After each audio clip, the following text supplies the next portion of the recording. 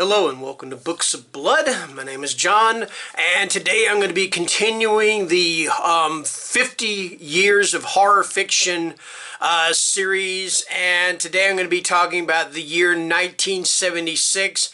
I've got 5 horror books or horror novels, whatever you want to call it, from that year.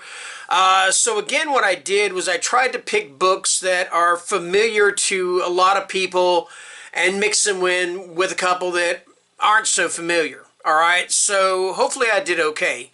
Anyway, let's go ahead and get underway with this. So the first one we're going to be talking about is Interview with the Vampire. And of course this is by Anne Rice.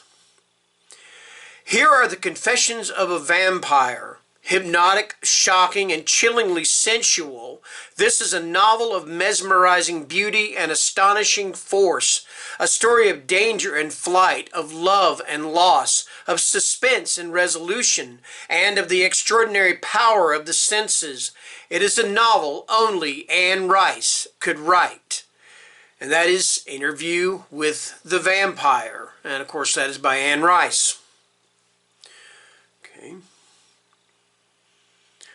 Alright, next up we have got The Doll Who Ate His Mother, and this is by Ramsey Campbell.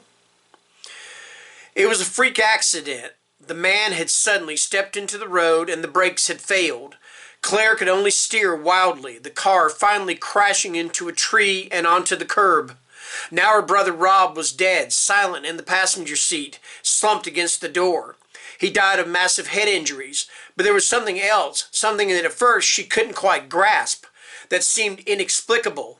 His right arm was missing, gone. Someone had taken it. And that is the synopsis for The Doll Who Ate His Mother. Doesn't tell you a whole lot, just kind of gets your interest going. I actually read this book. It was actually pretty good too. Alright.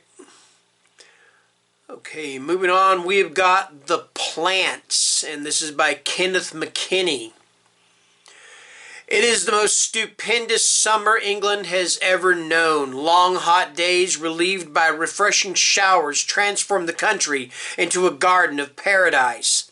In the little village of Brandling, vegetation is growing in lush profusion. Gardens are thriving, but the people of Brandling are not. They are being stalked, strangled, mutilated by the plants. And that is The Plants, and that is by Kenneth McKinney. Okay. I think this is the debut novel from this author. I may be wrong, but I think it is. Anyway, this is The Godsend, and this is by Bernard Taylor. Alan and Kate Marlowe are in a typical loving middle-class... Alan and Kate Marlowe are a typical loving middle-class couple with 4 young children. But they wish they had just one more, a beautiful baby daughter. So when a strange young woman abandons her infant at their house, they view it as a blessing, a godsend, and adopt little Bonnie as their own. But it is not before long, after Bonnie's arrival, before terrible things begin to happen to the Marlowe family, beginning with the death of their son, Matthew. As the tragedies mount, Alan starts to suspect Bonnie and fears he may be losing his grip on his sanity. After all, surely such a small, lovely, innocent child could not possibly be responsible for such horrors. And that is The Godsend, and that is by Bernard Taylor. Okay. And last but not least, we have got The Fury, and this is by John Ferris. Julian Belliver's family is one of the wealthiest in the world. Robin Sansa's father, Peter, is a government assassin. The 2 teenagers seem to have nothing in common, yet they are spiritual twins, possessing a horrifying psychic energy that threatens humanity. While dangerous and fanatical men vie for the secrets of their awesome power, Peter Sansa, using all the ruthless skills of his trade, makes a final desperate attempt or effort to save them. Exploring with extraordinary skill the myths and legends deeply rooted in the subconscious mind, this novel builds, scene by shocking scene, to a night of chilling horror that surpasses anything you've ever experienced. And that is The Fury.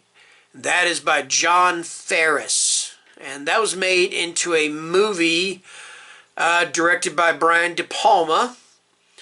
I believe it starred John Cassavetes. I may be wrong, but I think it did star John Cassavetes. But I can't remember who else was in it. I've never seen it.